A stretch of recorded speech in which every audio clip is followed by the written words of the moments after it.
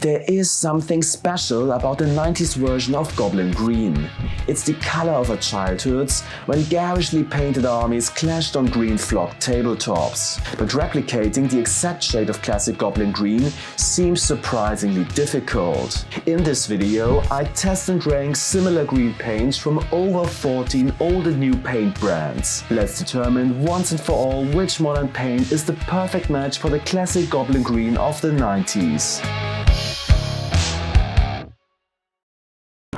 Hi, I'm Stahly from Tale of Painters, the mysterious masked guy with a huge paint collection who tests all the new miniature paints here on YouTube. I grew up with the second edition of Warhammer 40,000 as a kid, and back then armies were colorful and bases were green. If you want to revive that iconic look, for example for your Oldhammer projects, then I'll show you in this video which modern paint comes closest to the Goblin Green of those days. I've sampled over 40 miniature paint brands for this, and I can tell you that hitting the right shade is harder than you might think. That's because the original Goblin Green in the hexagonal pot isn't that easy to define. It's a slightly pastel, mid-green, not too saturated but not too greyish either, not too yellowish or olive but not too bluish either. So the color sits between the cracks, and that's why it's so hard to find a match for 90s Goblin Green. So here's what I did. First I took a sample of my original Goblin Green, and then, using my interactive 7-in-1 document, which contains over 1,100 professional hand-painted samples covering the 7 most popular paint ranges, I searched for the best matches. That was a good start, but not enough for me. I continued to sift through my Patreon swatches and my archive and ordered and sampled more paints until I had at least one similar color from pretty much every miniature paint brand out there. I have ordered newer paint ranges here, over 19 bottles from 14 paint ranges in total. I'll rank these samples in a tier list according to how close they come to the original Goblin Green from the 90s. And at the end of the video, we'll know what the best modern day equivalent is. Goblin Green, of course, comes right at the top in the S tier, and then we'll go through each of the colors alphabetically.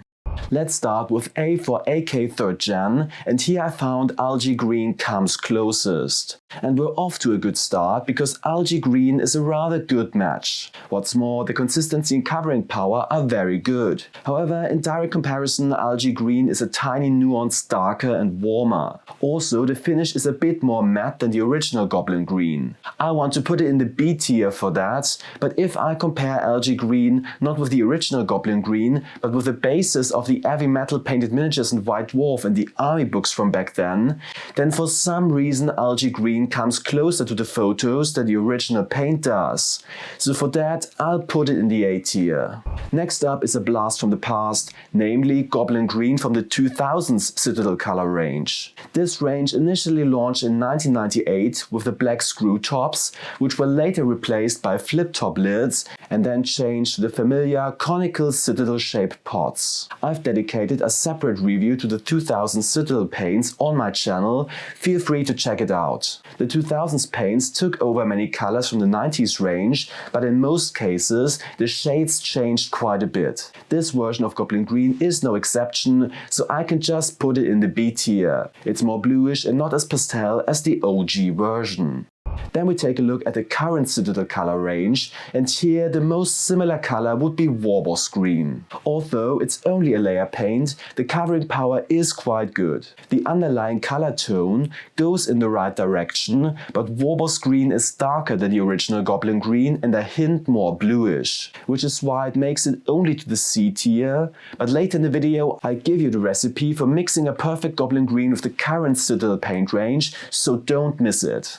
Next, I have Goblin Green from the Coat d'Arms range. Coat d'Arms is an unofficial continuation of the Citadel range from the late 80s, the range in the round pots that came before the hexagonal pots. So I have high hopes. Like the Citadel colors of that time, Coat d'Arms is still made by HMG Limited in the UK. Unfortunately, the paints are hard to come by now, as they're only sold directly by Wargames Terrain. For delivery to Germany, I had to pay quite high shipping costs plus import fees on top, so the single pot cost me almost 20 euros. Let's see if it was worth it. The consistency really feels like the paints of those days, with below average covering power and a satin finish, just like back then. Even though Coat d'Arms is modeled on the 80s Citadel paints, the shade is almost identical to my 90s Goblin Green. Maybe a tiny nuance lighter, but that's only noticeable in direct comparison, so for now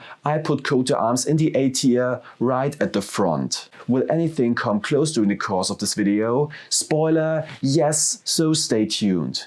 Here I have two greens from Green Stuff World. The two closest matches would be Warcry Green from the Max Formula range and Pickle Green from the Heavy Opaque range. However, they're more of a C tier as both colors are too dark and also have a rather warm undertone. Let's move on to Ionic, the new paint range from Ammo and Big Child creators, which I recently tested on my channel. These paints are of superb quality and have some colors inspired by classic Citadel colors. There's actually an aptly named Goblin Green paint in the range. This comes pretty close to the 90s Citadel Goblin Green. Ionic is just a tiny bit lighter and maybe a touch cooler, so it barely misses the A tier and goes into B. By the way, there's also an Ogre Green in the Ionic range, which is slightly darker and a bit more olive. If you mixed Ogre Green with Ionic Goblin Green, you would get pretty much the perfect match. Next, I have Goblin Green from the Nostalgia 94 range from War Colors, which are explicitly modeled on the 90s Citadel color paints. My expectations are high on this one. The consistency and the measly covering power of the old days are well replicated, as is the glossy satin finish. While the Nostalgia 94 Goblin Green definitely nails the finish and undertone, it's a nuance darker and not as pastel as my OG Goblin Green. That's why it can't join the A tier, but I put it in the B tier at the front. Honestly, I expected a bit more. But then move on to Pro Cruel. The paint range is rather small and therefore there's not much choice when it comes to green. I would say yellow green might be the closest, but as the name suggests, it's too yellowish compared to Goblin Green. Therefore, I'll put it in the bottom tier, which is kinda the misfit tier. This is for paint ranges I added for the sake of completeness that don't really have a Goblin Green equivalent. As I said, we're not evaluating paint quality in this tier list, which is fantastic when it comes to Pro Cruel, but only the paint match. Same thing with the newly reissued P3 paints. Here too, there's not really anything that goes in the Goblin Green direction. Ordic Olive might be the closest, but it also ends up in the bottom tier. The new P3 paints are great though and are also made by HMG Limited, like Coat d'Arms and the 90s Citadel paints. Feel free to write in the comments whether I should review the new P3 paints and subscribe to the channel so you don't miss it. Now comes another paint range with a few years under its belt, Reaper Master Series. Here I found the Goblin Green in their Pathfinder sub-range. In the bottle the color looked quite promising, but in real life it's too dark and olive, so bottom tier as well. Maybe there's a color in the Reaper range that fits better. If you know, feel free to write it in the comments. From Scale 75, I chose one color each from the Scale Color and Fantasy and Games ranges. Their selection is quite small, so there were no really suitable green tones to be found here, so that means bottom tier. Spring Green is far too bright and matte, and Slimer Green too vivid. Next up is Two Thin Coats, one of my favorite paint ranges at the moment, and since Duncan Rhodes is a GW veteran and many of his paints are inspired by Citadel colors, I have high hopes. Goblinoid Green from Wave 2 comes closest to the original Goblin Green. And indeed, the color match is pretty much perfect. It also applies wonderfully smoothly and has high covering power. Only the finish is matte, it lacks the satin sheen of the 90s Citadel paints. Nevertheless, I'm putting Goblinoid Green in the A tier, but behind Coat d'Arms Goblin Green, which is a bit more authentic in feel. TT Combat also has a wonderful paint range, not quite as well known. Especially the acrylics are of high quality and feel very similar to Two Thin Coats. However, the range lacks a good Goblin Green equivalent. The closest shade might be Tank Green, but I can only put it in the misfit tier as it is too light and greyish. Next up is Vallejo. Here I have Goblin Green from the Game Colour range, which was relaunched with a new formula in 2022. Game Colour was launched as a clone competing product to the 2000 Citadel Colour range and thus has many very similar shades. For example, their version of Goblin Green, which actually comes quite close to the 90s Citadel Goblin Green. It's a touch more olive and the finish is very matte. I would say it's a B tier match, but behind Nostalgia 94 and Ionic. Also, my bottle somehow had a slightly uneven finish, perhaps they added too much matting agent. The recently updated model color range has a deep selection of green tones, so referencing my comparison document, I would say that medium olive comes closest to 90s Goblin Green. The covering power is very good, but the finish is also very matte and the shade is slightly darker, so I would say B tier. Since it's also another nuance more olive than the Game Colour Goblin Green, I'm sorting medium olive behind it.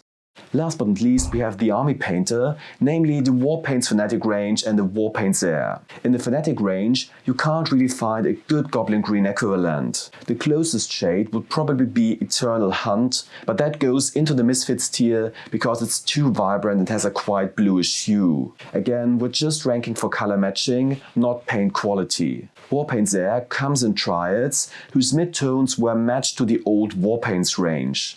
The old Warpaints range had a Goblin Green, but I put it in the bottom tier as well because it's just too green compared to the classic 90s Goblin Green. Before we take another look at the final tier list and I reveal my personal top pick, here's a bonus recipe for how to mix the perfect Goblin Green yourself. I used this for the base of my classic 2nd edition Ultramarine, using only colors from the current Citadel Colour range. To do this, mix 2 parts Warboss Green with 1 part Ogryn Camo, and this will be a pretty perfect match for 90s Goblin Green. And with that, we have a final tier list. You can download it for free on Tale of Painters. You'll find the link below in the video description and comments. As a conclusion, I would say that you can't go too wrong with anything up to the B tier, and everything in the A tier is almost indistinguishable from the original. If I had to choose one more color to put into the S tier, it would probably be Coat d'Arms, because the feel and consistency are so authentic. Personally though, I'd lean towards 2 thin coats because the covering power is much better and I prefer the more matte finish. 2 thin coats also did very well in another ranking of mine. Because painting yellow is such a pain in the bum, I tested 21 primary yellow paints in another tier list. You can find out which one covers best and is easiest to apply in the video on the right, so go watch this next. It makes painting yellow so much less of a hassle. Thanks a lot and happy hobbying!